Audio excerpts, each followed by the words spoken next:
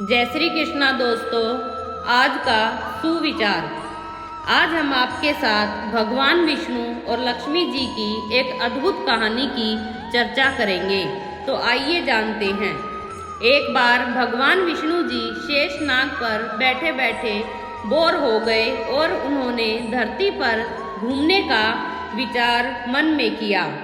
वैसे भी कई साल बीत गए थे धरती पर आए और वह अपनी तैयारी में लग गए। स्वामी को तैयार होता देख लक्ष्मी माँ ने पूछा, आज सुबह सुबह कहाँ जाने की तैयारी हो रही है? विष्णु जी ने कहा, हे लक्ष्मी, मैं धरती लोक पर घूमने जा रहा हूँ। तो कुछ सोच समझकर लक्ष्मी माँ ने कहा, हे देव, क्या मैं भी आपके साथ चल सकती हूँ? भगवान विष्णु ने पहले 2 पल सोचा और फिर कहा, एक शर्त पर। तुम मेरे साथ चल सकती हो, लेकिन तुम धरती पर पहुंचकर उत्तर दिशा की ओर बिल्कुल मत देखना। इसके साथ ही माता लक्ष्मी ने हाँ कह के अपनी तैयारी शुरू कर दी और सुबह सुबह माँ लक्ष्मी और भगवान विष्णु धरती पर पहुंच गए। अभी सूर्य देवता निकल रहे थे। रात बरसात होकर हटी थी। चारों ओर हरियाली ही हरियाली थी। उस समय चारों ओर बहुत शांति थी और धरती बहुत ही सुंदर दिख रही थी और माँ लक्ष्मी मंत्रमुग्ध होकर धरती को देख रही थी और भूल गई कि पति को क्या वचन देकर आई हैं और चारों ओर देखते हुए कब उत्तर दिशा की ओर देखने लगी पता ही नहीं चला।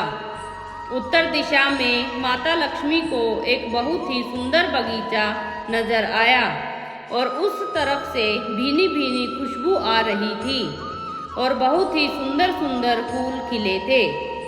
यह एक फूलों का खेत था और माँ लक्ष्मी बिना सोचे समझे उस खेत में गई और एक सुंदर सा फूल तोड़ कर लाई। लेकिन यह क्या, जब माँ लक्ष्मी भगवान विष्णु के पास वापस आई तो भगवान विष्णु की आंखों में आंसू थे और भगवान विष्णु ने माँ लक्ष्मी से कहा कि कभी भी किसी से बिना पूछे उसका कुछ भी नहीं लेना चाहिए और साथ ही अपना वचन भी याद दिलाया। माँ लक्ष्मी को अपनी भूल का पता चला तो उन्होंने भगवान विष्णु से इस भूल की माफ़ी मांगी। तो भगवान विष्णु ने कहा कि तुमने जो भूल की है उसकी सजा तो तुम्हें जरूर मिलेगी। जिस माली के खेत से तुमने बिना पूछे फूल तोड़ा है, यह एक प्रकार की चोरी है। इसीलिए अब तुम 3 साल तक माली के घर नौकर बनकर रहो और उसके बाद मैं तुम्हें वैकुंठ धाम में वापस बुलाऊंगा। माँ लक्ष्मी ने चुपचाप सर झुकाकर हाँ कर दी। फिर माँ लक्ष्मी एक गरीब औरत का रूप धारण करके उस खेत के मालिक के घर गई। घर क्या, एक झोपड़ा था और मालिक का नाम किशन था। किशन अपनी बीवी, 2 बेटे और 3 बेटियों के साथ उसी छोटे से झोपड़े में रहता था।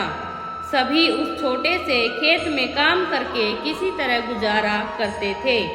माँ लक्ष्मी जब एक साधारण और गरीब औरत बनकर किशन के झोपड़े पर गई तो किशन ने पूछा, बहन तुम कौन हो और इस समय तुम्हें क्या चाहिए? तब माँ लक्ष्मी ने कहा, मैं एक गरीब औरत हूँ, मेरी देखभाल करने वाला कोई नहीं, मैंने कई दिनों से खाना भी नहीं खाया, मुझे कोई भी काम दे दो, साथ में मैं तुम्हारे घर का काम भी कर दिया करूँगी, बस मुझे अपने घर में एक कोने में आसरा दे दो। किशन बहुत ही अच्छे दिल का मालिक था। उसे दया आ गई, लेकिन उसने कहा, बहन मैं तो बहुत ही गरीब हूँ, मेरी कमाई से मेरे घर का खर्च मुश्किल से चलता है, लेकिन अगर मेरी 3 की जगह 4 बेटियाँ होती तो भी मैं किसी तरह गुजारा करता। अगर तुम मेरी बेटी बनकर जैसा हम रूखा सूखा खाते हैं उसमें खुश रह सकती हो तो बेटी अंदर आ जाओ। किशन ने माँ लक्ष्मी को अपने झोपड़े में शरण दे दी और माँ लक्ष्मी 3 साल तक किशन के घर पर नौकरानी बनकर रही। जिस दिन माँ लक्ष्मी किशन के घर आई थी, उससे दूसरे दिन ही किशन को इतनी आमदनी हुई फूलों से कि शाम को एक गाय खरीद ली और फिर धीरे धीरे किशन ने काफ़ी ज़मीन खरीद ली और सबने अच्छे कपड़े बनवा लिए और फिर एक बड़ा पक्का घर भी बनवा लिया। बेटियों और बीवी के गहने भी बनवा लिए और अब मकान भी बहुत बड़ा बनवा लिया। किशन हमेशा सोचता था कि मुझे इस महिला के आने के बाद सब कुछ मिला है। ये बेटी के रूप में मेरी किस्मत में आ गई और मेरी किस्मत चमक गई। अब 3 साल बीत गए थे, लेकिन माँ लक्ष्मी अभी भी घर में और खेतों में काम करती थी। एक दिन जब किशन अपने खेतों से काम खत्म करके घर आया तो उसने अपने घर के सामने द्वार पर एक देवी स्वरूप गहनों से लदी एक औरत को देखा। ध्यान से देखकर पहचान गया, अरे ये तो मेरी मुंह बोली बेटी है, यानी कि यह वही औरत है। वह पहचान गया कि यह तो स्वयं साक्षात माँ लक्ष्मी है। तब किशन का पूरा परिवार बाहर आ गया था और सब हैरान होकर माँ लक्ष्मी को देख रहे थे। किशन बोला, हे माँ, हमें माफ कर, हमने तेरे से अनजाने में ही घर और खेत में काम करवाया। हे माँ, यह कैसा अपराध हो गया हमसे। हे माँ, हम सबको माफ कर दे। अब माँ मुस्कुराई और बोली, किशन, तुम बहुत ही अच्छे और दयालु व्यक्ति हो। तुमने मुझे अपनी बेटी की तरह रखा, अपने परिवार के सदस्य की तरह। इसके बदले मैं तुम्हें वरदान देती हूँ कि तुम्हारे पास कभी भी खुशियों की और धन की कमी नहीं रहेगी।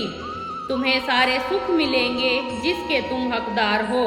और फिर माँ अपने स्वामी के द्वारा भेजे गए रथ में बैठकर वैकुंठ धाम चली गई। आशा करती हूँ आज की वीडियो आपको पसंद आई होगी। अगर वीडियो पसंद आए तो एक लाइक और सब्सक्राइब अवश्य करें। जय श्री कृष्णा दोस्तों।